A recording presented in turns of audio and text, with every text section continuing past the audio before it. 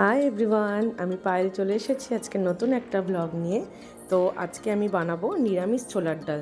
তো চলো স্টার্ট করি। তো প্রথমেই আমি ছোলার ডালটা ভালো করে ধুয়ে ভিজিয়ে রেখেছিলাম কিছুক্ষণের জন্য।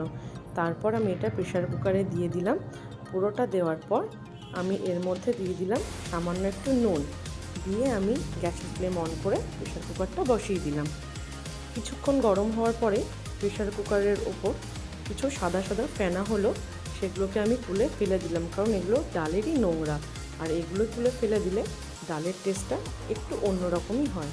তো পুরোটা ফেলে দেওয়ার পর আমি প্রেশার কুকারের ঢাকনাটা আটকে দিলাম। আটকে দিয়ে আমি 4টে সিটি দিলাম। তো সিটি দেওয়ার পর আমি একটুখানি নারকেলগুলো ছোট্ট ছোট্ট টুকরো করে কেটে নিলাম।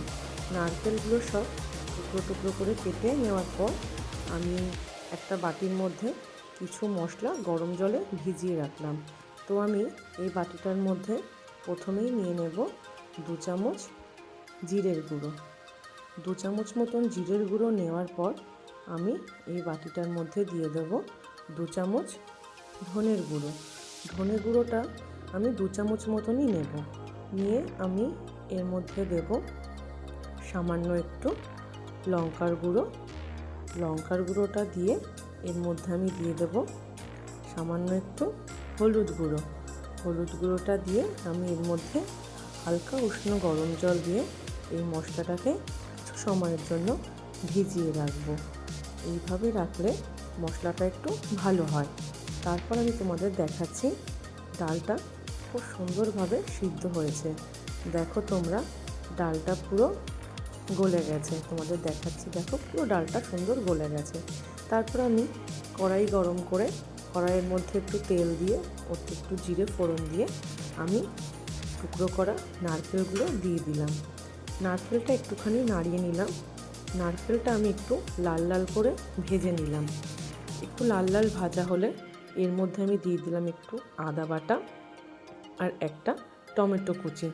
তো টমেটো কুচিটা দেওয়ার পর আমি কিছু সময় এটাকে একটুখানি কষিয়ে নিলাম। এটা হালকা একটু কষানো হলে এর মধ্যে আমি দিয়ে দিলাম 2টো কাঁচা লঙ্কা চেরা। কাঁচা লঙ্কাটা দিয়ে আমি আরও কিছুক্ষণ একটু হালকা নাড়িয়ে নিলাম। তারপর আমি এর মধ্যে দিয়ে দিলাম যে মশলাটা আমি হালকা গরম জলে ভিজিয়ে রেখেছিলাম, সেই মশলাটা পুরোটা। তো এই মশলাটা দেওয়ার পর একটু ভালো করে কষিয়ে নিতে হবে, না হলে একটা কাঁচা স্মেল বেরোবে মশলার। তো এই মশলাটা দেওয়ার পর ভালো করে কষিয়ে আমি এর মধ্যে দিয়ে দিলাম সামান্য একটু নুন। আমি অল্পই নুন দিলাম, কারণ ডালটা যখন আমি সিদ্ধ বসিয়েছিলাম তখনও ওর মধ্যে আমি একটু নুন দিয়েছিলাম। তো সেই জন্য এখানে আমি অল্পই নুন দিলাম। দিয়ে ভালো করে কষিয়ে নিয়ে এর মধ্যে আমি সিদ্ধ ছোলার ডালটা দিয়ে দিলাম। পুরো ছোলার ডালটা দিয়ে দিলাম। দিয়ে আমি এটাকে ভালো করে নাড়িয়ে সামান্য একটু গরম জল দিয়ে এটাকে আমি বসিয়ে দিলাম। তো এটা কিছুক্ষণ ফোটার পর প্রায় হয়ে এসছে।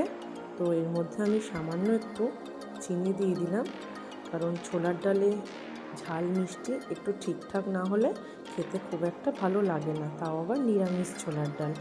তারপর আমি এর মধ্যে দিয়ে দেব সামান্য একটু ঘি। ঘিটা দেওয়ার পর আমি এতে দিয়ে দেবো সামান্য একটু গুঁড়ো গরম মশলা।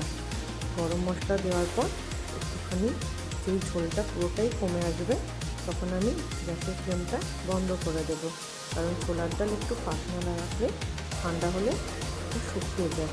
তারপর দেখো আমি গরম গরম ফুলকো লুচি আর শসা দিয়ে এটাকে পরিবেশন করে দিলাম। তো আজকের ভিডিওই অবধি, টাটা বাই।